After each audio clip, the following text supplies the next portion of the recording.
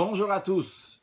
Avant de commencer la Aleph, Amoud Aleph, dans le traité Brachot 31a, juste rappeler que dans le cours précédent, j'avais un doute sur un mot dans le dernier Rashi, Tfilin Manachna.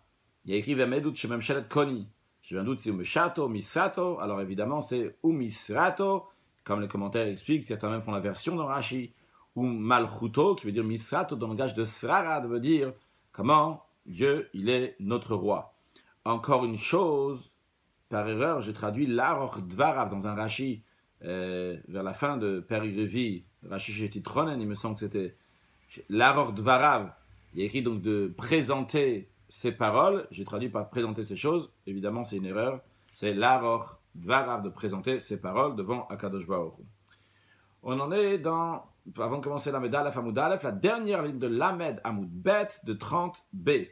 Mar, Béré de Ravina, Mar, fils de Ravina, Avadilou le Libré, il a fait un mariage pour son fils. Chazan ou le Rabban, il a vu les sages, des Avoukabat et Touva, qu'ils étaient excessivement joyeux. Qu'est-ce qu'il a fait? Ah, il a cassé de Mokra, il a amené un verre qui coûte cher. Bat Arba Mea Zouz, qui vaut 400 zouz, grande somme. Vetava Kamayu, et il a cassé devant eux ce verre. Vea Tzivu, et ils sont devenus tristes. Dans le même esprit, notre histoire, Rav Ashi Avadilou la Lebré, Rav Ashi a fait le mariage de son fils. Chazan ou le Rabban a vu les sages d'Avokabat et Touva qui étaient excessivement joyeux. A été Kassa des Zugita Rivata, il a amené un verre en verre blanc qui coûte très cher. Vetava Kamayu, il a cassé devant eux. Veatsivu, ils sont devenus tristes. Rashi, Kassa de Moka, Rashi traduit le mot Kassa de Moka par Kos Shel Zuchuchit Levana, un verre de verre blanc. Ce qui pousse les commentaires à dire que le Dibur Amatr n'est pas Kassa de Moka, un verre qui coûte cher, mais Kassa de Zugita Rivata, parce que Zugita Rivata, la traduction, c'est du verre blanc. Donc il faut dire sûrement que le Dibur Amatr de Rashi, c'est pas Kassa de Moka, mais c'est Kassa de Zugita Rivata. Continuons la Gemara. Dans le même esprit, Amrou les Rabban Ravam Nunazuti, Rabban, ils ont dit Ravam Nunazuti, c'était son nom. Beilula de Mar Bere de Ravina. C'était au mariage de Mar, fils de Ravina. Il a dit Lishre Mar, que maître nous chante, comme Rachid dit, Lishre Mar, Shira, que maître nous chante un chant. Amar le haut. Alors il a vu que les rabbins étaient très excités. Il aura chanté la chose suivante. Il aura dit Vailan de Mitnan, malheur à nous que nous sommes destinés à mourir, malheur à nous que nous sommes destinés à mourir. Ambrele, les sages ils lui ont dit Anan, Manan et Batrar. Nous, qu'est-ce qu'on doit répondre en refrain à ton chant? Amarle. Alors il leur a répondu, Rav Amnoun il leur a répondu, il faut dire Hey Torah ve mitzvah de Magno Alan. Où est la Torah? Où est les mitzvahs qui vont nous protéger? Rashi. Hey Torah ve hey mitzvah de Magno Alan. Hey Chana Torah, où est la Torah Shasagno que nous avons étudié? Ve hey Chana mitzvot Chanevikaim, où sont les mitzvot que nous avons accomplis? Shiaginu Aleinu, qui vont nous protéger Midina Shal Gehinom, de la justice du Gehinom.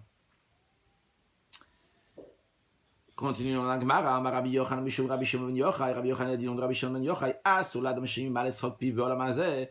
Un homme n'a pas le droit de remplir sa bouche de rire dans ce monde-là. Comme d'ailleurs certains expliquent Baolamazeh, ça veut dire c'est les sujets de ce monde-là. Shenamar, il est dit Azim malesrot pinu. Alors à ce moment-là, notre bouche va se remplir de rire ou le shoneinu rina. Et notre langue se remplit de chants joyeux. Et Matai, quand est-ce que ça va être ce moment-là? Bisman sheyom ruba goyim, lorsqu'on va dire dans les nations, Higdi Hashem la sotimele, que les nations vont dire, waouh, quelle grandeur Hashem il avait avec eux, avec le peuple juif.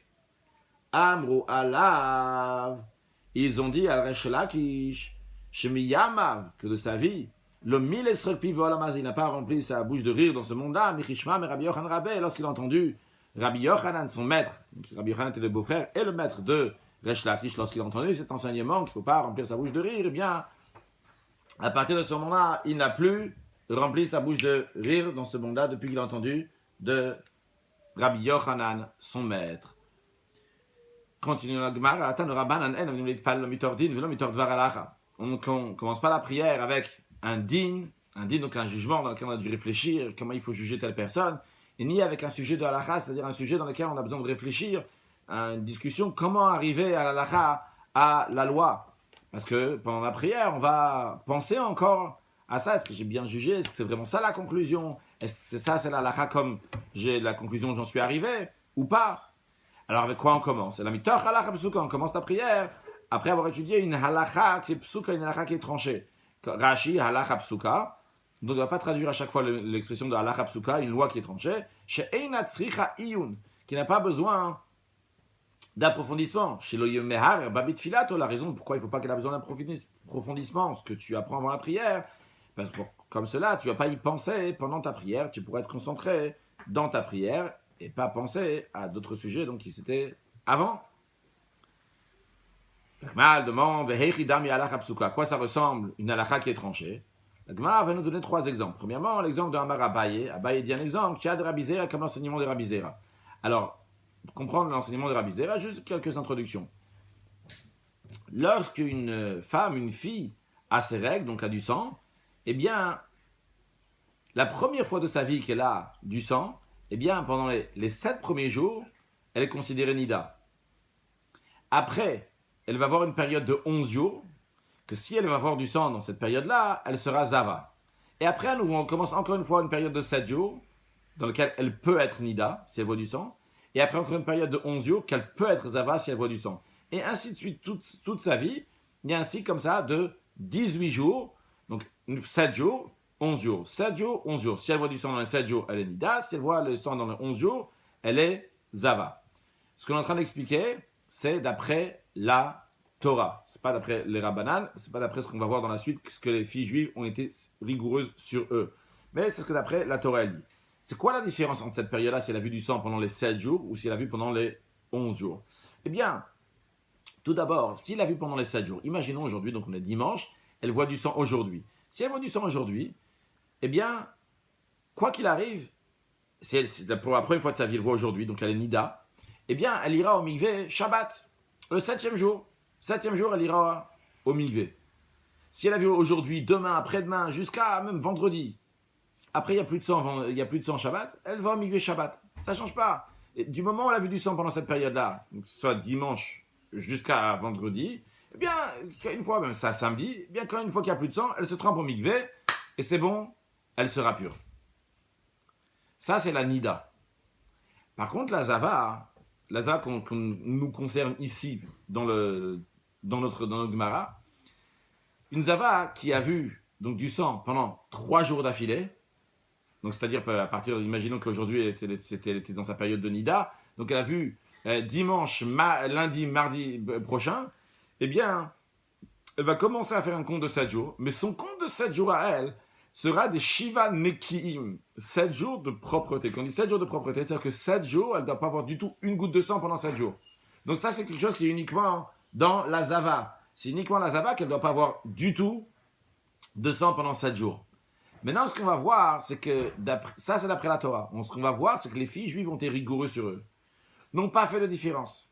Ils ont dit, quoi qu'il arrive, que ça soit pendant ma période de Nida, que ça soit pendant ma période de Zava, si je vois une goutte de sang, eh bien, je vais compter Shiva Nekim, 7 jours entièrement. Je vais compter 7 jours dans lesquels je vois aucune goutte de sang pendant 7 jours entièrement. Donc, par exemple, si elle a vu du sang aujourd'hui, eh bien, elle va commencer à compter à partir de demain, son premier jour. Donc, elle n'ira pas au mikvé Shabbat, elle ira au mikvé le dimanche. Donc, ça, c'est déjà une khumra. C'est des choses qu'ils ont été strictes sur eux-mêmes. Mais de même, pendant la période de Zava, pour qu'elle doit attendre 7 jours pour compter 7 jours, il faut compter 7 jours si elle a vu 3 jours du sang. Mais eux, ils ont été stricts, que même s'ils voient un seul jour de sang, eh bien, ils vont compter 7 jours de propreté, les Shiva Nekim. Voyons ça dans le texte de la Gemara.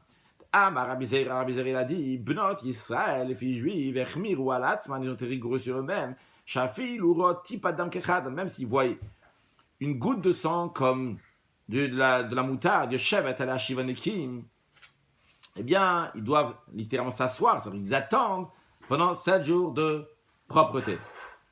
Voyons le commentaire de Rashi, Yoshevet ala Shiva Nekim, ils attendent 7 jours, les van meotoyom chez Posaket, à part le jour qu'elle a arrêté de voir du sang. C'est-à-dire que si elle a vu du sang aujourd'hui et elle arrête d'avoir du sang, encore toutes les expressions qu'on dit voir du sang, parce qu'ils ont traduit de l'hébreu roadam, ça veut dire avoir du sang, tout simplement qu'il y a du sang qui a coulé.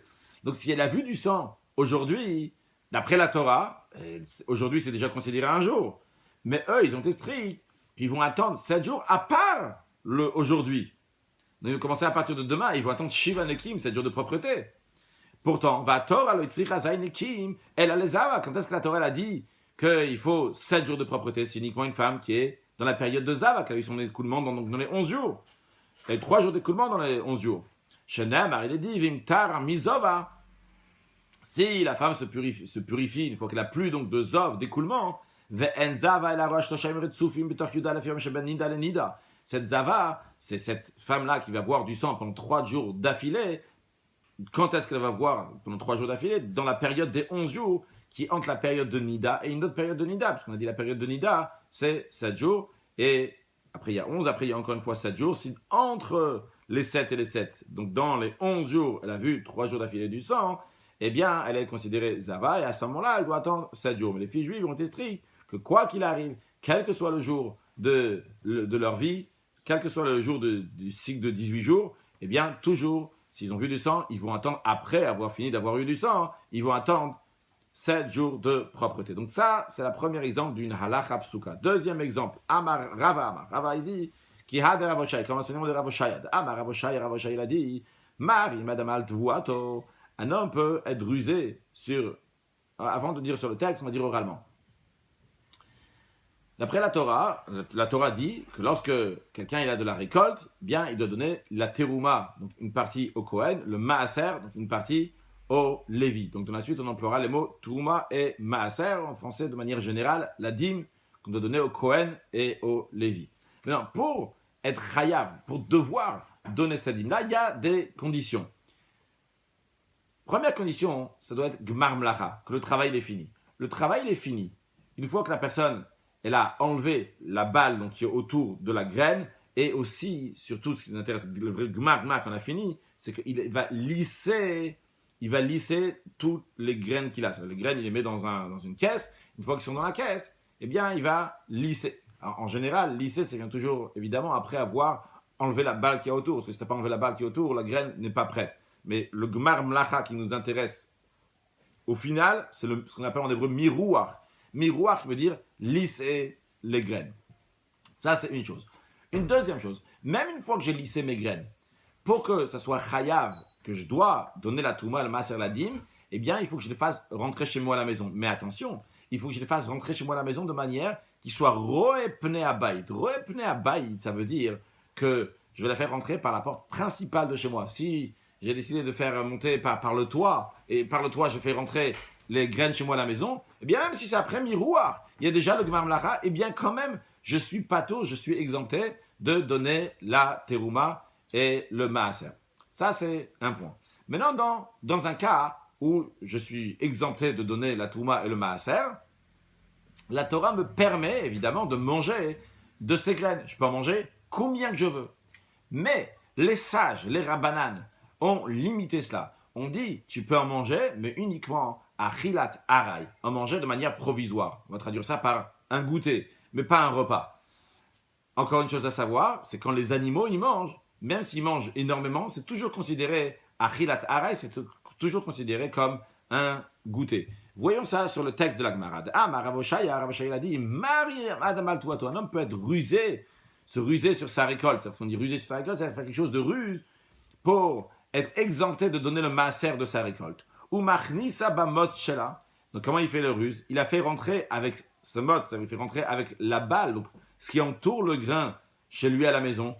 Donc en d'autres mots, quand il fait rentrer avec le grain qui est autour, avec la balle qui est autour, eh bien ça veut dire qu'il n'a pas fini le travail. Donc il a fait rentrer bamot shela avec le mot donc chez lui à la maison, qui est pour que son animal va manger, ou p'tour amina maaser, il n'aura pas besoin de donner le maaser. Voyons le commentaire de Rashi. Ou machnisa babay, donc il prend sa récolte, il la fait rentrer dans la maison. Bamot shela, dans sa balle. Kodem she izreota, s'il y a encore la balle, c'est-à-dire avant qu'il a vanné, s'il a déjà vanné, il n'y a plus la balle autour du grain. Shel mitchayev maaser mina Torah, pourquoi? Parce que pour que ça soit chayav, on doit donner le maaser d'après la Torah, sur le plan biblique. Deux conditions. Premièrement, elle a biriyat fnabayit, c'est uniquement si je fais rentrer par la porte principale de chez moi. littéralement ici, Briat Nabayit, c'est-à-dire quand ça voit la face de la maison. Mais même ça, c'est quand Nimrar Bikri, uniquement si le grain a été lissé. Avalif de miroir, avant que le grain ait été lissé, En Riyat Nabayit Kovato. Même si je le fais rentrer par la porte principale de chez moi à la maison, ça ne va pas être kové, ça ne va pas fixer pour que je dois donner le maaser. Pourquoi? Des gabetrouma, maaser, à propos de la trouma et le maaser, ce qu'on donne au Kohen Lévi, il y a écrit dagan, l'expression de dagan veut dire le grain. Où est-ce qu'elle est cette expression? Il y a écrit reshit de gancha, le début de ta récolte, mais ça veut dire le début de tes grains. C'est quoi le début de tes grains? Verua miroir, ça fait référence au lissage de mes grains. Les fichas, c'est pour cela que je m'achnis à le baït kodem miroir, si je fais rentrer mes grains chez moi à la maison avant de les avoir lissés. Le hugber le maaser min Torah. D'après la Torah, c'est pas été fixé pour maaser, il n'y a pas l'obligation de donner le maaser, et donc d'après la Torah, sur le plan biblique, je pourrais en manger combien que je veux si j'ai pas fait miroir, si je n'ai pas lissé mes grains avant de faire rentrer chez moi à la maison. Mais les sages ont interdit d'en manger de manière fixe. Si le travail n'a pas été fini, si le lissage n'a pas été fini, quand même les sages ont dit que tu n'as pas le droit d'en manger de manière fixe. Mais de manger de manière provisoire un goûter, ils n'ont pas interdit. Rashi nous rajoute, en ce qui concerne à manger qu'un animal, il mange. Arayou, c'est considéré provisoire, même s'il en mange énormément. Dites, on a étudié dans une Mishnah, dans le traité Péa, on a le droit de faire manger donc de sa récolte aux animaux, aux bêtes sauvages, aux oiseaux, jusqu'à qu'il va lisser le grain.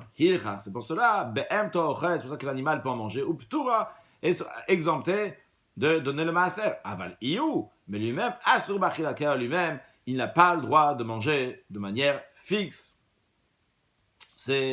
Donc ces grains-là sur lesquels il n'a pas encore donné la terouma. Donc ça, c'était le deuxième exemple d'une halakha psuka. Troisième exemple d'une halakha psuka. Veibaet, la Gemara nous dit, veibaetema, si tu veux, je vais te dire, qui a de Ravuna comme l'enseignement de Ravuna. Avant de faire l'enseignement de Ravuna, je veux dire qu'il y a une notion qui s'appelle me'ila. Me'ila, c'est lorsque quelque chose appartient au Bet HaMikdash, au temple, au Kodesh, au Saint, et quelqu'un va en profiter alors qu'il n'a pas le droit d'en profiter. Ce qu'il a fait, c'est Me'ila. Lui, il a appelé un Moël. Et il doit amener un sacrifice de Me'ila. Il doit amener un sacrifice pour être pardonné.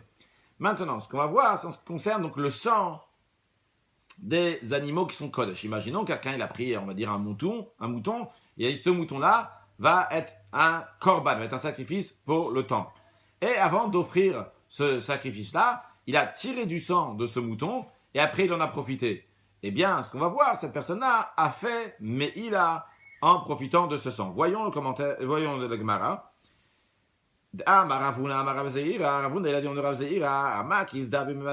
Quelqu'un qui tire du sang d'un animal qui est Kodesh, qui est saint, Asurbana, on n'a pas le droit d'en profiter. Ou Moalimbo, et il y a aussi, donc on n'a pas le droit d'en profiter. Ou Moalimbo, il y a la notion de Me'ila. Rashi, Asurbana, Moalimbo, c'est interdit d'en profiter et on fait Me'ila. Fait Falgav de Kaimelan.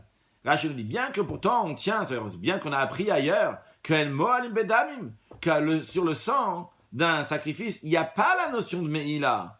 En plus, on apprend ça des versets, Masechet Yoma, dans le traité Yoma, Beshitat Chulin, dans le traité Chulin. Rashi nous dit non, il ne faut pas confondre. Hanemile, ces paroles-là qu'on dit qu'il n'y a pas Me'ila, et donc il n'y a pas l'interdiction de Me'ila. Chez Nishritu Ba'azara, c'est si le sacrifice a déjà été abattu rituellement dans la Hazara, dans le parvis, dans le temple, c'est-à-dire qu'on a déjà sacrifié. Pourquoi, une fois qu'on a déjà sacrifié, il n'y a plus maintenant l'interdiction de profiter de ce sang? C'est pas qu'on a le droit d'en profiter, mais il n'y a pas la notion de Meïla. Pourquoi des Ikal Meimar? Parce qu'une fois qu'on a fait la Shrita, on peut dire le terme que la Torah dit sur ce sang-là, Netativ lachem ala mizbeach lechaper. Je vous ai donné ce sang-là pour vous sur l'autel, parce qu'on prend le sang du sacrifice, on l'asperge sur l'autel pour le pardon de la personne. Et donc on peut dire, ce sang-là, une fois que l'animal a été abattu, il a un autre statut. Ce sang-là maintenant, il est destiné sur l'autel pour vous pardonner. Tout ce qu'il peut faire maintenant, c'est pour vous pardonner. Le chaper netat vilecha, je te donnais pour pardonner, velo le meila. Et pas pour faire meila. Tu ne peux pas faire meila avec. Une fois qu'on a déjà abattu l'animal. Aval bedam hakaza. Mais si quelqu'un il a tiré du sang avant qu'on a sacrifié l'animal, Molin, oui, on fait Meïla. Que l'homme, c'est-à-dire une naine, s'il a profité, Mevi Korban, il amène un sacrifice. Il amène un sacrifice de Meïla. Le Rashi conclut, Vahanar, tout cela vient d'Halachot Psukot, ce sont des halachot qui sont tranchés. Ces trois exemples qu'on a donnés, c'est des lois qui sont tranchées. Chez Einalam Kushot Vetirutzim, sur lesquels il n'y a pas de questions, de réponses. Chez Tzaich Larbaem, qui aurait besoin d'y réfléchir. Juste un instant, s'il vous plaît.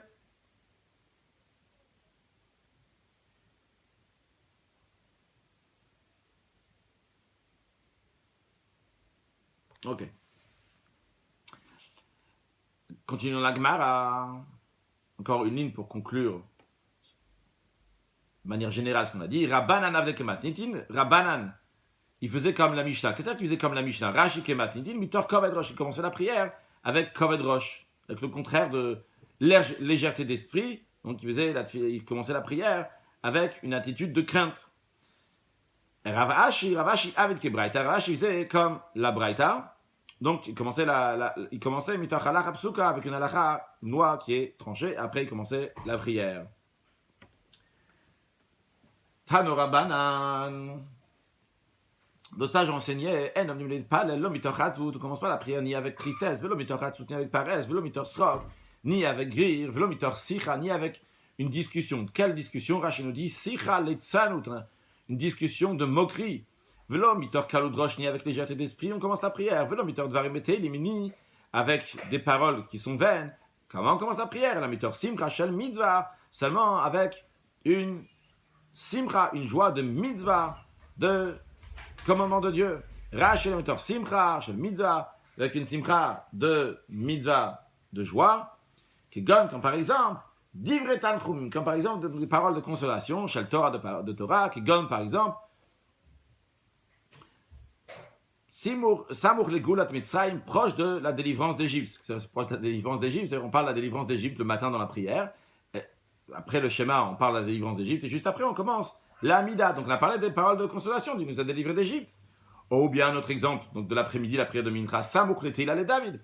On dit le psaume Teila le David. Shushal Shava, Vatantrumim, ce sont des louanges, des consolations. Que Gon, par exemple, on dit, Retson Yerea Viase, on dit, donc à Kadosh Baruch, où Dieu il fait la volonté de ceux qui le craignent. On dit Shomer Hashem Kol Ohav, que Dieu garde tous ceux qui l'aiment. Ça c'est pour Mincha. Après pour la prière de Harvi du soir, Rachid dit comme les versets qui sont donc ordonnés dans la prière du soir. Il y a écrit que Dieu ne va pas abandonner son peuple, des choses comme ça. Et après donc on commence la prière. Continue la Gemara. La Gemara nous dit dans le même esprit de ce qu'on a vu qu'il y a des manières comment commencer la prière. De la même manière aussi en ce qui concerne quand on va quitter un ami, comment le faire? La Gemara nous dit de même manière on ne doit pas quitter son ami. L'homme il ni au milieu d'une discussion donc de moquerie, ni avec rire, légèreté d'esprit, ni avec légèreté d'esprit, et ni avec des paroles qui sont vaines. Elle a seulement, seulement avec des paroles de halacha. On dit ici des paroles de halacha, c'est aussi dans l'esprit de ce qu'on a dit avant, de halacha psuka, une loi qui est tranchée, en plus du fait qu'il y a écrit, c'est bien la suite de ce qu'il y a écrit avant, vechen, et ainsi, mais comme le rabbi explique dans la sikha qu'on va voir à la fin, que lorsque Yosef il a dit à ses frères de partir, de partir voir Yaakov et revenir en Égypte, il leur a dit Al tirgizubadar, ne vous mettez pas en colère sur le chemin. Et une des explications, ça veut dire ne soyez pas osek bidvar halacha dans ce sujet de halachik, parce qu'il y a beaucoup d'approfondissement, vous risquez de ne pas bien voir le chemin. Donc on parle justement d'une halacha psuka, de quelque chose, donc une halacha qui est tranchée. Continue sur le texte d'Agmara, Shekel Matzinu Benevim, comme ça, Benevim Arishon, on trouve dans les premiers prophètes. Quand on dit les premiers prophètes, c'est les prophètes qui étaient avant l'Agmara. À l'époque d'Agmara, il n'y avait pas de prophètes, donc les prophètes qu'il y avait avant. Shisim ou Divrem, Divrei Shavar Tantrum. Lorsqu'ils concluaient leurs paroles, ils concluaient des paroles avec des paroles de Shavar, de louange, Tantrum et de consolation pour le peuple juif. Comme dans le commentaire, on donne l'exemple du prophète Hoshea, bien qu'il y a plein de choses qui sont dites dures sur le peuple juif, mais à la conclusion, dans le dernier chapitre, on parle comment Kadosh Baruch va se réconcilier avec le peuple juif. On toujours bien conclure avec des bonnes paroles. Donc on va quitter quelqu'un, soit avec quelque chose de bonnes paroles. La Gemara apprend ça que c'est Dvar Halach, un sujet de Halakha. De même, Marie, fils de Ravuna, fils de Rabbi Yirmiyah Baraba, il a enseigné qu'un homme doit quitter son ami, uniquement par une parole de Halakha, que par cela, il va s'en souvenir. Une parole de halakha. Elle dit, on donne un exemple, c'est quoi une parole de halakha, donc quelqu'un il accompagne un autre. Qui a de Rav Kana, comme Rav Kana, al vele Rav Shimi Barashim Puvnara Betsinat, Sanita de Bavel, il a accompagné, Rav Kana il a accompagné Rav Shimi Barashi, depuis l'endroit qui s'appelle Puvnara, jusqu'à l'endroit où il y a des palmiers à Bavel. Rashi dit, Sanita, il dit c'est des kalim, ce sont des palmiers. Qui mata le hatam, lorsqu'il est arrivé là-bas, Amarle Mar, il dit maître, Rav Kana il a demandé à Rav Shimi, maître, Vadaï de Amrin, est-ce que c'est vrai ce que les gens disent? Hanetsanita de Bavel, que ces palmiers de Bavel, Itznu me Adam Arishon, ils existent, ils sont là depuis l'époque de Adam Arishon, puis le premier être humain, Vadashta, jusqu'à aujourd'hui. Amarle, Rav Shimi, il a répondu à Rav Kana, Ad Karan Milta, tu m'as rappelé des paroles, un enseignement de Rabbi Yosef et Rabbi Chanina. De Amar Rabbi Yosef et Rabbi Chanina. Rabbi Yosef et Rabbi Chanina, il a dit la chose suivante. Maïdictive, quelle explication du verset? Be'eretz ashalo avar ba'ish. Une terre qu'un homme n'est pas passé. V'lo yashav adam sham, un être humain ne s'est pas installé là-bas.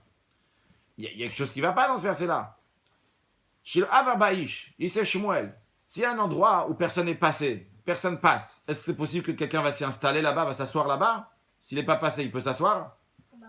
Comment il peut s'asseoir sans passer là-bas? Tu es obligé d'abord, tu passes, et après tu t'assois. Oui. Donc si personne n'est passé, c'est possible qu'il s'assoie? C'est pas possible. Alors pourquoi le verset il dit qu'une terre, que personne n'est passé, personne ne s'est installé? S'il n'est pas passé, il ne s'est pas installé là-bas. S'il n'est pas passé, comment il peut s'installer? Et là, l'Omar Lecha, qu'est-ce qu'il a dit Rav Yosef et Rabbi Chanina? Qu'est-ce que le verset vient te dire? C'est pour te dire, ici quand on parle le Yashav Adam Sham, le Adam fait référence ici à Adam Arishon. Et quand on parle de Yashav, c'est que Adam Arishon a décrété que cet endroit-là va devenir un endroit de Yishuv, un endroit qui est habitable. On dit habitable, pas spécialement avec des maisons, mais habitable, que ce ne soit pas un désert dans lequel il va y avoir des arbres, etc. Et là, l'homme a le pour te dire, tous les terres que Adam Arishon a décidé ils vont être installés, Nityash va monter installés. Tous les endroits qu'Adam Arishon n'a pas décidé qu'ils vont être installés, qu'il va y avoir la verdure, qu'il va y avoir des arbres, etc. Non, Nityash c'est pas installé. Donc, voyons le commentaire de Rashi. Al-Kartan Milta, tu m'as rappelé quelque chose.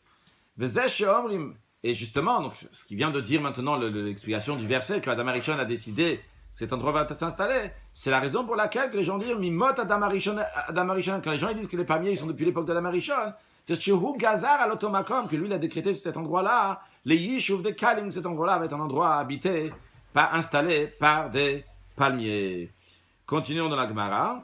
A priori, il faut réfléchir, c'est quoi le Dvar Halacha, c'est quoi la Halacha qu'il y a de cette histoire-là. À la fin de la page, auprès de Dieu, on dirait une Sikha du Rabbi qui explique ça. Continuons. Rav Mordechai Alvel Rashim Barashi. Vu qu'on a parlé donc d'accompagnement, la Gemara dit que Rav Mordechai il a accompagné Rav Shimi Barashi de l'endroit qui s'appelle Mahagronia jusqu'à l'endroit qui s'appelle Bekip, jusqu'à l'endroit qui s'appelle Bekip. Certains disent que Kippé, parce que ça vient du langage de pont, un endroit où il y a des ponts. Amrela, il y en a qui disent qu'il accompagnait Ad Bedora jusqu'à l'endroit qui s'appelle Bedora. Continuons un nouveau sujet dans la Gemara. Tanora Banan sage enseigné, Hamid Palel, celui qui fait la prière, chez Kavenet Ibola Shamaim, il faut qu'il dirige son cœur, qu'il concentre son cœur au ciel. Non, à Kadosh Baruch Hu, Dieu. Abba Shaul, Abba Shaul dit, si Manadar, il y a un signe, il y a ça qu'il faut qu'il se concentre à Kadosh Baruch Hu. Il y a écrit, Tachin Libam, Takshivosnecha, dans les psaumes, il y a écrit, tu vas préparer leur cœur, tu vas écouter ton oreille. Rashi dit, Im Tachin Libam, si tu as préparé ton cœur, à ce moment-là, ton oreille, si le cœur des Juifs va être prêt, à ce moment-là, Dieu va tendre son oreille pour écouter. Continuons la Gemara Tanya, Amar Rabbi Yehuda, Rabbi Yehuda il a dit, Kachayamina gauche Rabbi Akiva. Comme ça a été la coutume, l'habitude de Rabbi Akiva. Kshayamit Palel Matzibur, lorsqu'il priait avec la communauté. Hayam Katzer, quand il priait avec la communauté, ça veut dire ici que lorsqu'il dirigeait l'office. Hayam Katzer, il écoutait sa prière et finissait. Comme ça, en tout cas, je comprends quand il dirigeait l'office. Kshayamit Palel, pourquoi? Mekatzer était court, Ve'ole, et il montait. Quand on dit il montait, encore une fois, si je ne me trompe pas, que c'est bien, parce qu'il dirigeait l'office, parce que celui qui dirigeait l'office, lui, il descendait, donc, tout en bas. Donc, il descendait en bas. Donc, à l'époque, des synagogues étaient faites comme des théâtres d'aujourd'hui. Donc, il y a plusieurs rang comme ça, et le Chazan, il est tout en bas. Il écrit Mimama Kim Kratira Hashem, je t'appelle de tout en bas. Donc il descendait dans le bas, dans les profondeurs. Donc il olait, donc il finissait, donc là, il faisait court. Par contre, pourquoi le Torah Tzibur? Il ne faut pas attarder le Tzibur, la communauté, puisque c'est lui qui dirigeait l'office, et il va attarder tout le monde s'il va faire très longtemps. Par contre, quand il priait seul, Adam Anicho Bezavidzo, quelqu'un le laissait dans un coin, ou Motso Bezavit Acher, il le trouvait dans un autre coin. Pourquoi? Qu'est-ce qui s'est passé pendant ça? On parle de l'Amida ici, les Shmones. Kol Kachlama, pourquoi? Tellement qu'il s'agenouillait et se prosternait, comme le commentaire de Tosfot, il discute quand est-ce qu'on peut se prosterner dans l'Amida, etc., parce qu'on n'a pas le droit de rajouter, de se prosterner, mais il dit que dans la bénédiction même, parce que le début de la bénédiction et la fin de la bénédiction, dans le milieu de la bénédiction de l'Amida, on a le droit de se prosterner, et quand se prosterner, c'est pas seulement s'agenouiller, mais se prosterner aussi de s'étaler totalement. Si s'étale totalement, c'est presque impossible qu'il va revenir à chaque fois exactement au même endroit où il était au début. Donc c'est pour ça qu'il se retrouvait ailleurs, une fois qu'il avait fini de faire la prière à la fin de sa Amida. Continue la Gemara. Amar Rabbi Chia bar Abba, Rabbi Chia bar il a dit, toujours un homme doit faire la prière dans une maison dans laquelle il y a des fenêtres. Alors, pour faciliter, on va dire tout le verset, parce qu'on va avoir un verset coupé en petits morceaux, on déduit de tel morceau du verset, telle chose, etc., etc. Alors, on parle ici de Daniel. C'était à l'époque, donc, entre le premier et le deuxième temple. Daniel, il était donc à Bavel. Il y avait le roi de Perse, de Madaï. Donc, à cette époque-là, c'était Dariavesh. Dariavesh, ses conseillers l'ont poussé à faire un décret qu'on n'a pas le droit de prier à personne, à part à Dariavesh lui-même. Et si je ne me trompe pas, c'était que à Dariavesh qu'on avait le droit de prier. Et en tous les cas, on n'a pas le droit de prier à un Dieu, c'est le Dieu du ciel et de la terre, ça c'est sûr que non. Alors, le verset, il dit que Daniel, lorsqu'il a su donc ce décret-là qui avait été écrit, eh bien, il est monté chez lui à la maison, et il avait des fenêtres donc dans son grenier qui était face à Yerushalayim, et 3 fois par jour, il s'agenouillait sur ses genoux, et il priait, et il remerciait devant le Dieu, comme il avait l'habitude de le faire avant cela, avant qu'il vienne à Bavel en Babylone. Alors, voyons maintenant sur le texte de la Gemara. La Gemara, elle dit qu'il faut toujours prier dans un endroit, dans une maison où il y a des fenêtres. Parce qu'il y a écrit « Kaven ptichane ». Je n'aime avec Kaven ptichane, comme il y a écrit donc à propos de Daniel, qu'il avait des fenêtres dans l'endroit où il priait. On pourrait croire qu'il faudrait faire la prière il pourrait faire la prière toute la journée. Daniel dit que 3 fois par jour, il faisait la prière. Après, on pourrait croire que, on va faire un Rashi, Zimnin Tlata, 3 fois par jour, Rashi nous dit, Shachit Mincha Mariv. Donc, le matin, l'après-midi et le soir. Continuons la Gemara, on pourrait croire que c'est à partir qu'il est arrivé en Galout, en exil, donc il n'était plus en Eretz Israël, il est parti à Bavel, c'est là-bas que ça commençait à faire la prière 3 fois par jour. Rashi, on pourrait croire que c'est une fois qu'il est arrivé en exil, Huchala a commencé à Tfila Azot, cette prière-là. Après, Rashi nous explique que le mot Huchala, c'est comme Nitrela a commencé. Aval Kodem Lachem, avant cela, Loya Ragil Bekar, il n'avait pas l'habitude. Il n'avait pas l'habitude de le faire. Alors, il y a déjà dit avant, il y a déjà dit dans le verset, Diou Avami Kamadana, cette prière-là qu'il faisait même avant de venir à Bavel. Encore une chose, on pourrait croire que la personne peut prier dans n'importe quel sens, qui veut n'importe quel point cardinal. Talmud Lomar, le verset dit à propos de Daniel, Neged Yerushalayim, face à Yerushalayim. Donc la prière doit être faite face à Yerushalayim, à Jérusalem. Encore une chose, on pourrait croire que peut-être, j'ai pas le temps de faire Shachit le matin, Mincha l'après-midi, Yarvit le soir, on va prendre une bonne heure, 2 heures, 3 heures dans la journée, comme ça on fait toutes les prières en même temps, et on est quitte, donc Kolam Bevatachat, Rashi Yechol Yekolam, de Shalosh Tfilot, ces 3 prières-là, Beshar Achat, en un seul moment. Gemara dit, Gvar Mefourash de David, c'est déjà explicite à David dans les psaumes, il dit, Dictiv Erev, Vavok, Evet Soraim, le soir, le matin et l'après-midi, je discute avec Dieu que je fais la prière. Encore une chose, Yachol Yashmia Kolobit Filat, on pourrait croire, on pourrait peut-être qu'on entend sa voix pendant sa prière. C'est déjà explicite par Chana, donc Chana, la mère de Shmuel, dans laquelle on va discuter plus dans le prochain cours. Shanamar, il est dit, quand elle a fait sa prière, Vekola lo yishama, que sa voix on n'entendait pas. Yachol, encore une chose, Yachol Isha Adam Tsoka, Vachachit Palel. Vous croire que l'homme d'abord va demander ses besoins, après il va prier dans le sens de remercier Dieu. Enfin, mais faut racheter des Shlomo. Alors, c'est pas comme ça qu'il faut faire. Pourquoi avant de dire pourquoi c'est pas comme ça qu'il faut faire, on va faire Rashi. Yachol Ishal Tsoka. Peut-être on aurait pu croire que la personne va d'abord demander ses besoins. Comme par exemple, Brachot d'Atachonen, les bénédictions d'Atachonen. Donc dans le Shmoneh Esrei, on a les 3 premières bénédictions qui sont des louanges à Dieu. Après, à partir de Atachonen, nous avons 12 bénédictions dans lesquelles on demande des choses à Dieu.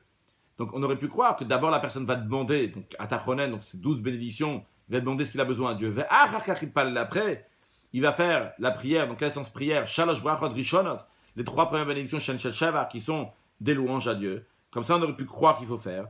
Voyons, la Gemara nous dit, Kvar Mefoura, Shali de Shlomo, c'est déjà explicite par le roi Shlomo Shenamar, il dit Lishmo à la rina velatila, écoutez au chant et à la prière.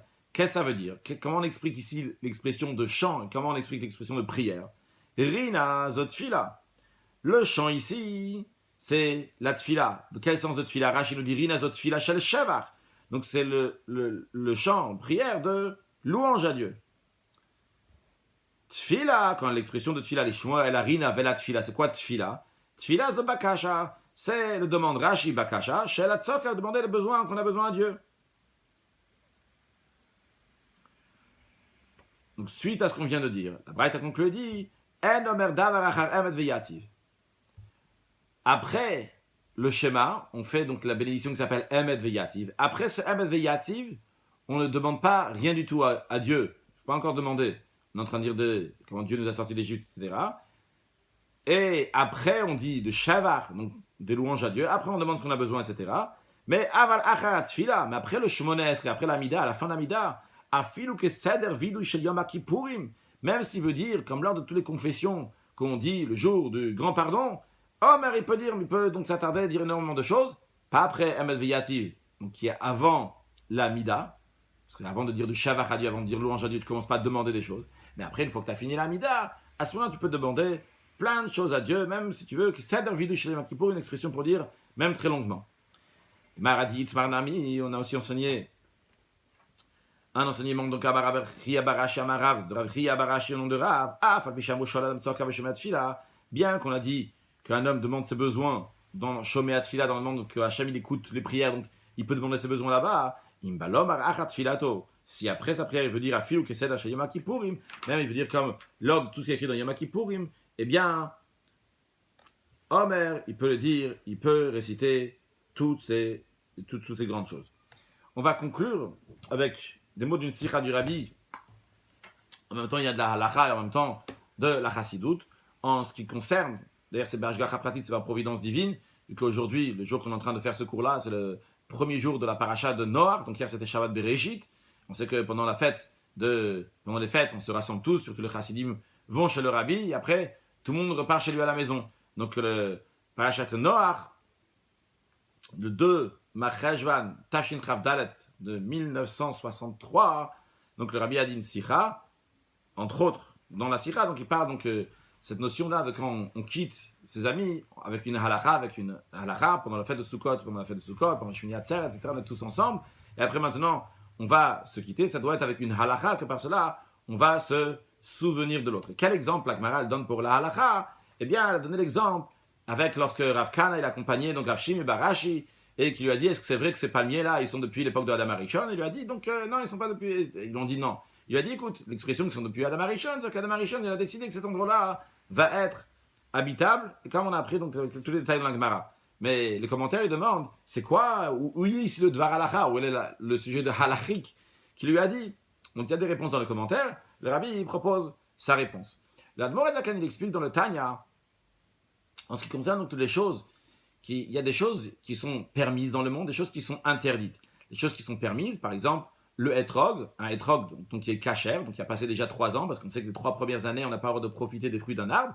Donc les 3 premières années, les fruits sont hors là. Donc après cette période-là, on a le droit de profiter du etrog. Donc ça, c'est des choses qui viennent, ce qu'on appelle de klipat noga, donc une force spirituelle qui est, on va appeler ça neutre, qui est neutre tant qu'on ne l'a pas utilisée. Dès qu'on l'utilise, ou bien elle va monter dans le positif, ou bien que Dieu en préserve dans le contraire. Donc on vient prendre par exemple un etrog, donc il n'est pas hors là, donc il vient de Klipat Noga, il vient de cette force-là qui est neutre pour l'instant, eh bien, on l'élève à Kadosh Baruch Hu. Par contre, des choses qui sont interdites, on ne peut pas en faire un etrog, on ne peut pas en profiter.